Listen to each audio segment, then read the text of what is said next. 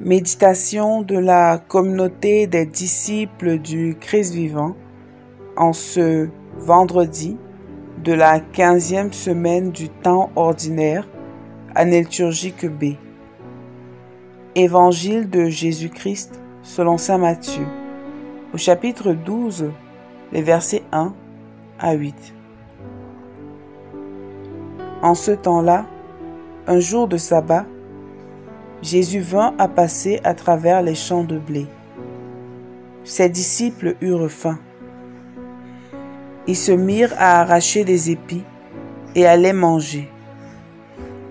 Voyant cela, les pharisiens lui dirent : « Voilà que tes disciples font ce qu'il n'est pas permis de faire le jour du sabbat. » Mais il leur dit : « N'avez-vous pas lu ce que fit David quand il eut faim, lui et ceux qui l'accompagnaient?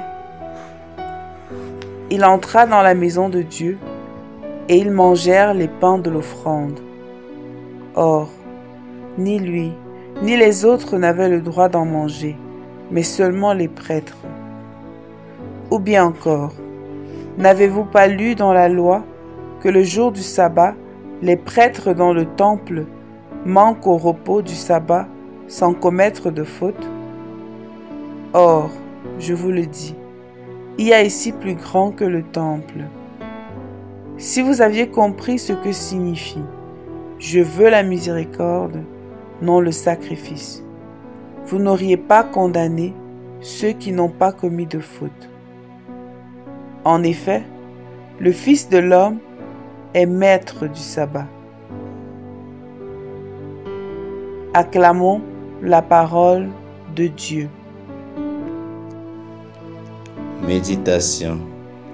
Bien-aimés de Dieu, rendons grâce au Seigneur notre Dieu pour tous les biens dont il nous a comblés, spirituellement et matériellement. Disons-lui merci pour le don de sa parole et pour ce nouveau jour qui sont l'expression de son amour et de sa miséricorde pour nous. Demandons-lui la grâce de l'imiter en ce qu'il est profondément, amour et miséricorde. L'évangile de ce matin relate l'une des multiples oppositions entre Jésus et les pharisiens au sujet du respect du sabbat. Passant par un champ de blé et ayant faim, les disciples ont arraché les épis et les ont consommés, ce qui doit les attirer des reproches des pharisiens qui assimilaient leur acte au travail de la moisson, qui est normalement interdit le jour du sabbat. Nous savons tous l'importance du sabbat, jour consacré au Seigneur. Cependant, ce que Jésus semble pointer du doigt, c'est la conception rigide des pharisiens et à la limite, leur hypocrisie au sujet de l'observance de cette prescription de la loi de Moïse. On se souvient qu'à plusieurs reprises, Jésus a reproché aux pharisiens de faire peser des lourds fardeaux sur les épaules des autres et de condamner parfois injustement des innocents. De fait, par leurs multiples interdictions, les pharisiens avaient fait de ce jour de repos et de liberté un jour d'esclavage et d'interdiction. Et c'est pour cela que Jésus a bien voulu repréciser le sens du sabbat. De fait, Dieu a institué le sabbat pour faire entrer son peuple en esprit dans son repos, pour se remémorer ses merveilles et lui offrir un culte d'action de grâce. Le sabbat était donc pour ce peuple une bénédiction dont il ne pouvait jouir que dans d'étroites relations avec Dieu, d'où ce rappel du Christ. C'est la miséricorde que je désire et non les sacrifices. Pour les pharisiens, en effet, la vie se résume à une question de faire ou de ne pas faire, de permis ou d'interdit. Cette religion des ordonnances et des sacrifices les empêchait cependant d'apprécier la miséricorde divine et de l'exercer vis-à-vis des autres.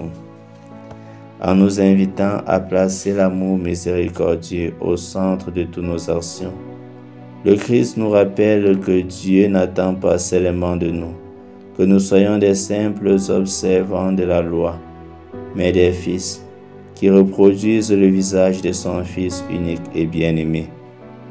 Il veut que nous soyons animés par le désir d'être miséricordieux à son image, plutôt que par celui de paraître bien aux yeux des autres, en faisant uniquement ce qui nous est demandé de faire. Nous sommes dans l'erreur si nous assimilons la religion à un ensemble d'obligations.